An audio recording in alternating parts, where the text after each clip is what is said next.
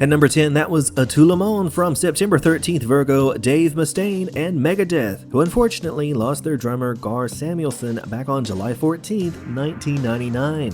This is one of the most potent times of the year for strengthening our emotional foundations and redefining what security means to us. Since Cancer governs the home becomes the central theme, of course, but as we discussed on yesterday's show, home can be our relationships, our chosen family, daily rituals, or at the foundation, simply the feeling of being comfortable in your own skin. Cancer is cardinal water, which means it actively creates safety rather than waiting for it to appear. We're encouraged to examine whether the life we're building actually feels nourishing to live in. Our nervous system deserves to feel just as supported as our ambitions, and this lunation highlights where that support might be missing. The new moon in Cancer asks us to consider whether our foundations feel emotionally sustainable, not just whether they look socially impressive. Coming in at an impressive spot on today's countdown at number 9 is July 28th Leo Richard Wright, the late keyboardist of the group Pink Floyd, who on this date back in 1982 celebrated the release of the musical film adaptation of The Wall. Also hitting theaters on this date back in 2008 was one of my favorite movies of all time, The Dark Knight. And hitting arcades 1 year after Pink Floyd's release, the original Mario Brothers was put out by Nintendo. Here's Pink Floyd on today's show with one of my favorite songs off The Wall. This is Comfortably Numb.